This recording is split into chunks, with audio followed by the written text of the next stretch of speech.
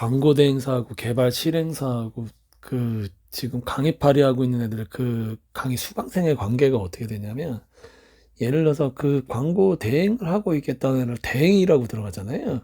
얘네가 대행만 하고 있는 거지 직접적인 기술을 갖고 있는 데가 아니에요. 그러면 직접적으로 기술을 갖고 있거나 광고 매체를 갖고 있는 데들은 왜 직접적으로 광고주를 모집해서 하질 않냐? 그 이유가 있어요. 왜냐하면 직원들을 운영을 하고 이제 영업을 하는데, 이게 성과가 없으면 그 직원 운영하는 게, 뭐 이걸 영업팁을 한 10명을 줬다고 쳐봐요.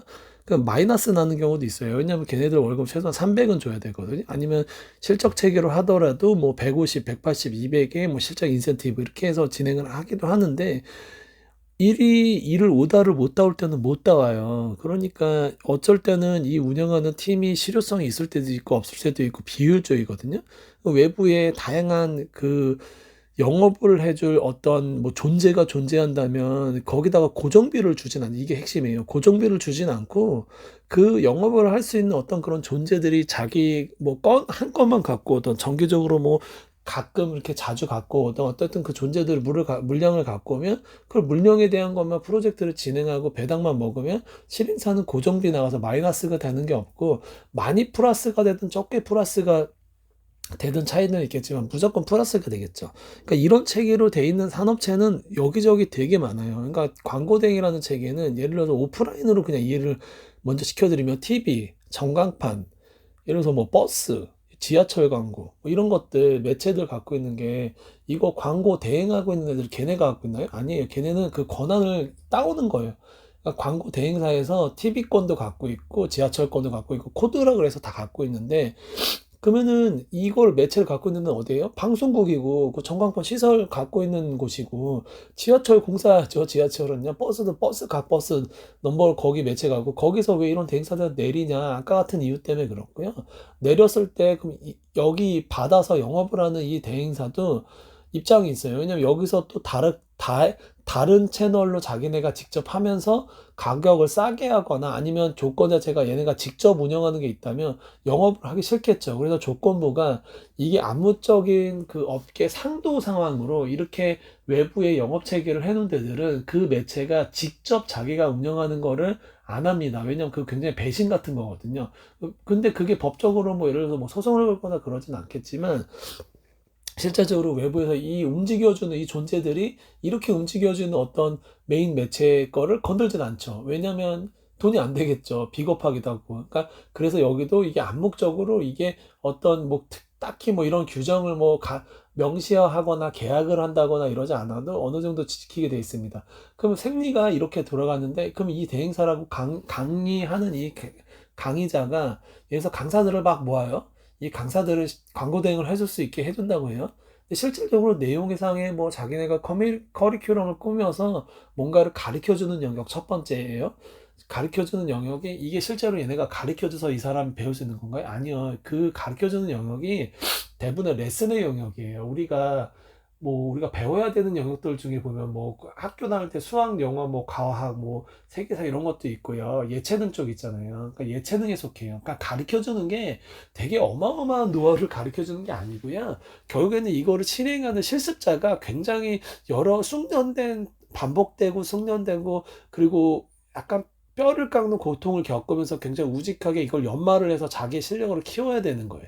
이 실력을 키워야지만 이걸 할 수 있는 건데, 뭐 글쓰기 능력이라든지 아니면 여러 가지 뭐 진행하는 것들에 대한 부분, 이 사람이 가르쳐 주는 건 뭐냐? 온갖 인터넷에 당연히 그냥 있는 거, 뭐 블로그 어떻게 발행해야 되는 것들, 뭐 그 플랫폼 어떻게 사용해야 되는 것들, 공개된 것들에 대해서 뭐 이 사람이 노력만 하면 찾을 수 있는데, 그건 뭐 편하게 가르쳐 주겠죠. 그리고 핵심적으로 무료하게 들어보면 사실은 전체 반중은 자기네 강의 들어라 뭐 이 얘기인데, 다 뭐 자기가 뭐 그 마케팅을 할 수 있었던 내용 들어보면요, 직접적으로 갖고 있는 기술은 하나도 없어요. 당연히 없어요. 당연히 없고요.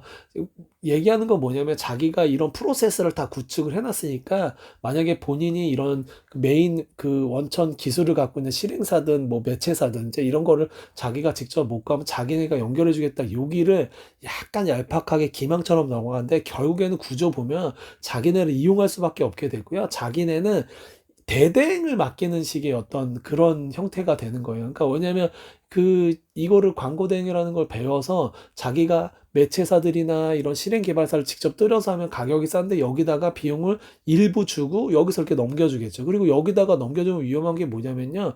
여기서 어느 회사가 A 회사가 지금 이런 광고주로서 수주를 외부에 그 광고 대행을 내리고 있다라는 정보, DB 정보잖아요. 그럼 여기서 영업할 수도 있는데 어떻게 해요?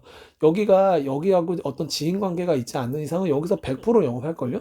이런 못된 짓까지 할 거예요. 그래서 지금 광고 대행사를 차려주겠다고, 특히 병원 쪽 뭐 광고 대행사 차렸다 어떤 여자분 한 명 있고 얼마 전에 남자분 한 분 있었는데 그런 강의가 뭐 300만 500만 원 하거든요.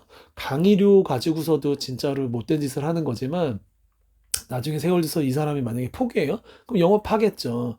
하고 있는 가운데 영업 그 정도까지는 안 하겠지만 영업을 하겠죠. 구조가 그래요. 이거를 제 그림으로 이렇게 설명을 한번 다시 드릴게요. 여기 매체사가 있고 대사가 있고 이렇게 돼요. 이렇게 해서 얘네가 강의를 하겠다 그러는 또 얘네들도 대부분은 자기네가 기술을 갖고 있는 것 다 용역 사업이에요. 이 얘네가 광고 대행 사업으로는요.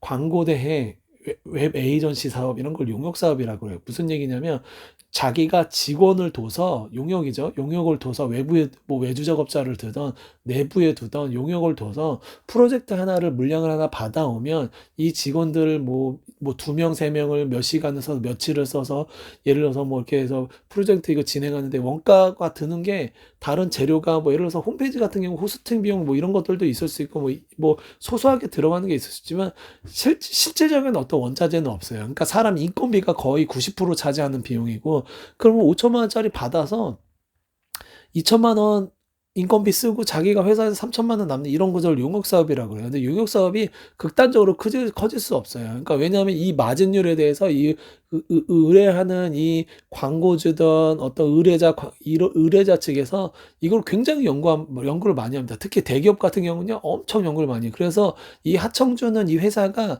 예전에는 이런 걸 줬지만 얘네가 2천만 원 가지고 사네 이걸 알아요. 그러면 나중에 계속 떨어져서 3천만 원까지 떨어집니다. 심지어는 2천만 원 가지고 하려고 그래요. 그럼 여기는 용역 사업하는 회사는 나중에는 남는 게 없잖아요. 회사에서 쓰고 월급 다 나가면 남는 게 없는데 왜 하냐?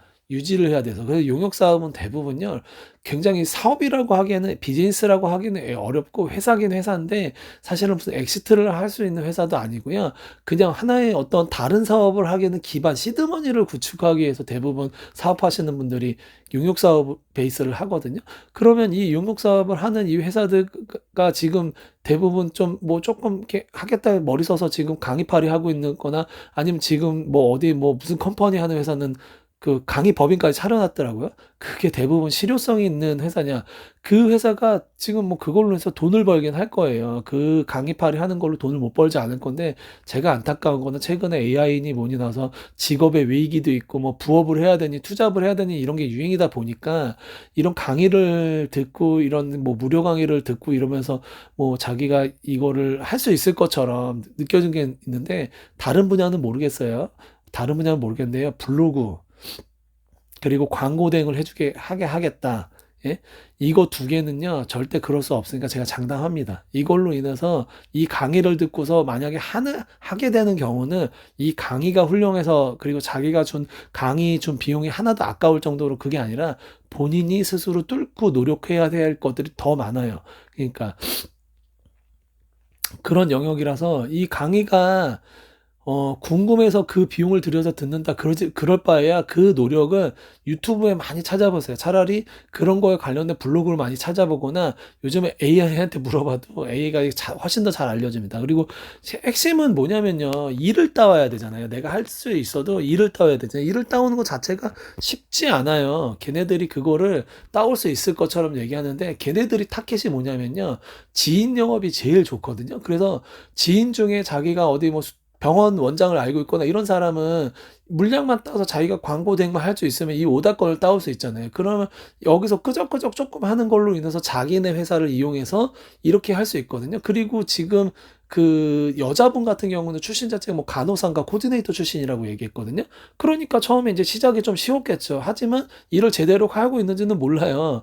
그리고 광고 멘트 보면 누구 강의생이 뭐 어쩌고 저쩌고 해서 자기로 인해서 뭐 얼마를 벌었고 벌써 시작한 지 만에 얼마 이 멘트 왜 쓰냐면요. 무기가 되는 스토리라 그래서 거기서 심리 건드는 건데 이게 그렇게 멘트를 날리면 100명이 들으면 많은 사람들이 심리가 흔들려요. 그러니까 이런 부분으로서 속아 가지고 뭔가를 하거나 하지 마시고요. 진짜로 찐으로 마케팅을 가르쳐 주거나 찐으로 어떤 이런 소득 구조에 대해서 돌파를 가르쳐 주시는 분들이 없는 건 아니에요. 없는 건 아니고 유튜브 활동하시는 분들 중에도 없는 건 아닌데 구별이 잘 안 된다. 구별이 잘 안 되는데 비용이 극단적으로 비싸다.